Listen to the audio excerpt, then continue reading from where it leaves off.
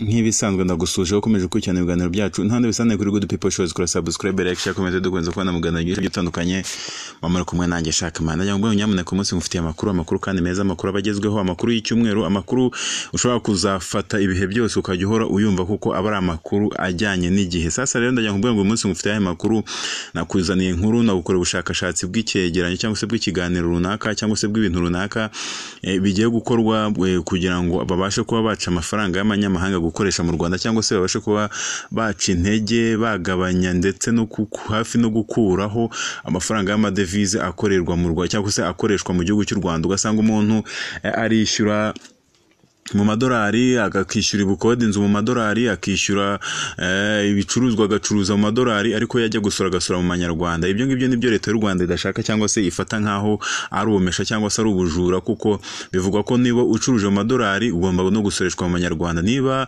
ukodesha inzu mu madolari ugomba n'ubukode gutanga umusoro ku bukode we nyiri inzu mu madolari, cyangwa se ugatanga imisoro mu madolari, ugatanga imisoro mu madolari. Ubwo bishatse kuvuga ko niba wenda wasora igihumbi wenda nk'ibihumbi 10 wenda by'amanyarwanda n'urugero, cyangwa se nk'ibihumbi 100 by'amanyarwanda n'urugero, kandi wowe ukaba watanze umusoro ku bukode, ubucuruzi ku bukode, cyangwa se ubukode bwawe ukaba watanze wenda nko gukodesha akayaguhaye wenda nk'ibihumbi 100 nk'amafaranga nk'amadolari 100 n'urugero, wowe wajya gusora amadolari ugasora wenda nk'amadolari 10 n'urugero, ugasanga idolari riri kuvunjwa icya3, ugasanga wowe utanze umusoro w'ibihumbi 100 nyamara ukaba utanga umusoro w'ibihumbi 130. Ubwo bishatse kuvuga ngo niba wasoraga mu manyarwanda kandi ukinjiza ugacuruza mu madolari, ugatanga ubukode mu madolari, ugahabwa ubukode mu madolari, bigiye kuvuga ko nawe ugiye kuzajya utanga umusoro mu madolari. Bishatse kugaragaza ko abantu benshi cyane babikoraga basaga nabiba cyangwa se basaga nabo bashaka kunyereza imisoro ya leta. Sasa rero bikoze akabikora wenda mu buryo tugiye kubyumvamo ushobora guhanishwa amafaranga. Sasa rero bivuze ko ntago ugomba gukora ibintu nyamuneka ko wiboneye, urabujijwe kuba wakora iki kintu ko wiboneye ko bashyiraho ubucuruzi bwa ngo uzajya yishyurwa amadolari ngo yishyurwa ibyo ni ubucuruzi bw'amafaranga buba butemewe. Kuko urugero niba wenda nk'urugero niba ucuruza wenda nk'ipine ry'imodoka n'urugero wenda mu manyarwanda riragura ibihumbi 30 n'urugero by'amanyarwanda, warangiza we none ukabwira umuntu ko ari bukwishyura amadolari 27 n'urugero, amadolari 27 ushyize mu manyarwanda usa n'undi ari mu bihumbi 30 n'utundi turengaho. Ariko nanoneho ukankwibwire nanone ikindi kibazo sasa kigiye kuvukamo, mu gihe y'amafaranga ujya ukiyabitse mu mufuka, ukaba uyabitse wenda amadolari 30, ukaba uyabitse uyu munsi ari kuvunja 300 wenda 1300. Ubwo noneho nuyabika icyumweru cyangwa ibyumweru 3 cyangwa ibyumweru 4, wowe watanze umusoro w'ipine imwe. Urumva watanze umusoro w'ipine imwe, utanga umusoro ko ya pino wayigurishije wenda 30 by'amanyarwanda, utanze wenda umusoro wa 3% n'urugero ndi kugenda ntago ariko babimeze. Hanyuma noneho ugiye gusora usoze 3% y'amanyarwanda mu gihe wacuruje mu madolari. Noneho ya mafaranga y'amadolari uyamaranye umwaka umwe cyangwa se amezi 5, rya dolari rigeze ku cyane aho ya mafaranga ukiyafite. Ntago wagiye ngo wongere yo kurangura, ahubwo uracyayabitse mu mufuka wawe. Noneho bigeze dolari iri ku cyane, ujya kuvunjisha mu manyarwanda bazaguhimba 30 harengaho amafaranga y'ijana ku idolari rimwe. Urumva ijana ku idolari rimwe bishatse kuba ko ayo mafaranga utaratangiye umusoro. Nibyo rero dushaka kugira ngo bicika cyangwa se bivanweho mu buryo runaka, cyangwa se mu buryo abantu bakoragamo amafaranga cyangwa se bagacuruza amafaranga mu buryo butemewe kandi batabiherewe uburenganzira na banki nkuru y'u Rwanda yo BNR. Sasa rero umunsi yashyize itangazo hanze rivuga ngo BNR yashyizeho ibihano bikarishye kubishyuza mu madevize. Banki nkuru y'u Rwanda BNR yatangaje amabwiriza mashya y'imikoreshereze y'amadovize mu gihugu, arimo ibihano biremereye, ariko akanemerera abishyura cyangwa abishyuza ibyatumijwe hanze cyangwa ibyoherejwe kubikorera mu madevize. Amabwiriza ya BNR ategeka ko kwishyura ibicuruzwa na serivisi mu madevize birabujijwe kandi bihanwa n'amategeko keretse bikozwe nk'uko biteganyijwe muri aya mabwiriza rusange. Gusa hari inzu z'ubucuruzi nyinshi mu mujyi wa Kigali zikodeshwa mu madolari ya Amerika. Bavuga ko inguzanyo bafashe zari mu madolari. Hari umucuruzi ukorera muri downtown aherutse kubwira igihe ati ubukode bugenda buzamuka rizamuka buri kwezi kandi nta cyahindutse kuyo twinjiza. Uko idolari rigenda rizamuka usanga hari amafaranga arengaho kandi adafite icyo asobanuye. Amafaranga yacu agenda ata agaciro ndetse bikatwicira imibare. Turifuza ko niba ufite nk'amasezerano y'umwaka yo kwishyura ibihumbi 350 by'amanyarwanda ku kwezi, umenya ko ariyo uzajya ukomeza kwishyura, umenye ko ari uzajya ukomeza kwishyura.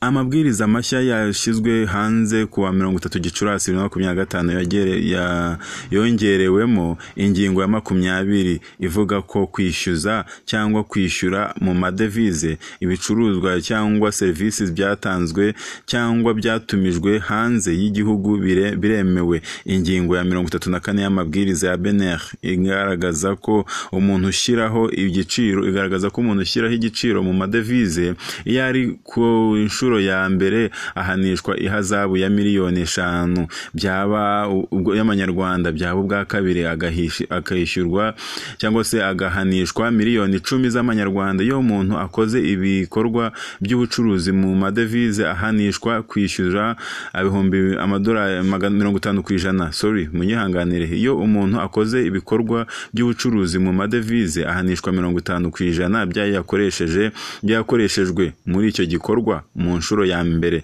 cyangwa akishyura 100% byakoreshejwe muri icyo gikorwa ku nshuro ya kabiri kuzamura. Ubwo shatse kuvuga ngo niba ugurishije wenda nk'irugero ukagurisha nk'ipine ry'imodoka cyangwa se ipine ry'igare cyangwa se ipine rya moto ukarigurisha wenda amadevize wenda ni nk'amadevize wenda ukaba nk'amadolari wenda ukavatira ngurisha amadolari ukayigurisha wenda nk'ipine y'imodoka n'urugero ukayigurisha nk'amadolari 50, icyo gihe uzatanga 25, ariko nongera ukabikorera isubiracyaha cyangwa se ari ubwa kabiri uzatanga amadolari 50. Ubundi bwo bishatse kuvuga ko amande uzajya ucibwa ari cya kintu ntago uzajya ukishyuza ubwo amafaranga yose azajya yinjira muri leta cyangwa se abe amande y'ibyo wakoze. Bisobanurwa ko ibihano byishyurwa mu mafaranga y'u Rwanda hakoreshejwe ikigereranyo cy'ivunjisha ryo ku munsi igihano cyafatiweho. Iyi ngingo isobanura ko umuntu wese ukoze icyamunara cy'amadevize cyangwa undi wese wabigizemo uruhare abakoze ikosa, banki nkuru imuhanisha igihano cy'amafaranga angana na 50% byayakoreshejwe mu cyamunara. Icyamunara cy'amadevize ni piganwa mu igurisha n'igura ry'amadevize rikozwe mu buryo butaziguye cyangwa buziguye rikozwe n'uwo ari we wese agamije kugurisha ku gipimo cy'ivunjisha ryo hejuru cyangwa kugura ku gipimo cy'ivunjisha ryo hasi. Umuntu utishyuye amafaranga y'igihano kuri konti yahawe na banki nkuru mu minsi 15 uhereye ku munsi yamenyeshejweho igihano ashyikirizwa ibiro by'amakuru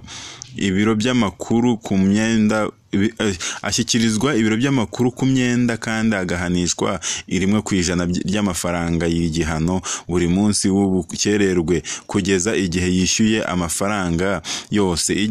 Ingingo ya 37 BC cyangwa se BIC iha buri wese inshingano zo kumenyesha banki nkuru amakuru azi cyangwa yamenyeshejwe yerekeye ibikorwa byo kuvunja amadevize mu buryo butemewe. Muri Mutarama 2025 Perezida Kagame yasabye ko abishyuza mu madolari bajya bishyuzwa imisoro mu madevize.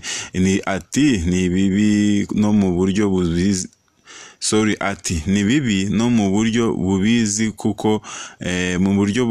kuko uwo wishyurwa mu madolari cyangwa amayero mu misoro ntabwo yishyura mu madolari, yishyura mu mafaranga y'u Rwanda. Rero ntabwo ari byo uwo muntu ashyiraho kwishyurwa ubukode mu madolari, kwishyurwa ubukode mu madolari nawe aba akwiriye kwishyura mu madolari mu buryo bw'imisoro bishyura, ariko ibyo byose bikwiye kuba bifite uburyo bikurikiranwaho.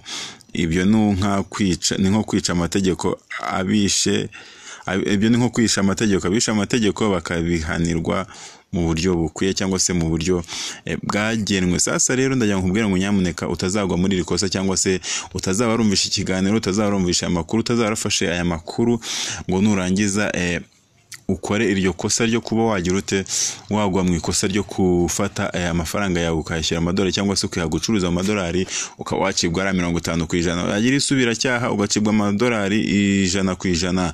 Ibibazo gucuruza ikintu zingurungutse nyamuneka bagufata bakabaguciye amafaranga 100% y'aho ikintu kigurisha. Niba kigurishije $10,000 by'idolari n'urugero, ubwo yose uretse yatanga 100% 100%, cyangwa se biba ari ku nshuro ya mbere utange 50%, ubwo no gutanga amadolari 500 cyangwa se miliyoni 5 bitewe n'ukuntu wakigurisha cya kintu, cyangwa se bitewe n'uko wakigurisha nyine ugutanga 1/2 cyayo wagize ute wakigurishije bya ku nshuro ya kabiri, ugatanga kimwe, ugatanga byose ku 100%. Sasa rero muri kumwe nanjye Sharkman, nkubwira ngo niba utarakora subscribe kuri channel uri gucikanwa, nyamuneka uri gucikwa n'amakuru menshi cyane abagezweho. Amahoro y'Imana bane namwe kandi mukomeze kudukunda, urukundo rwanyu mutwereka nibwo rutuma dukomeza no kubakorera bikwiye.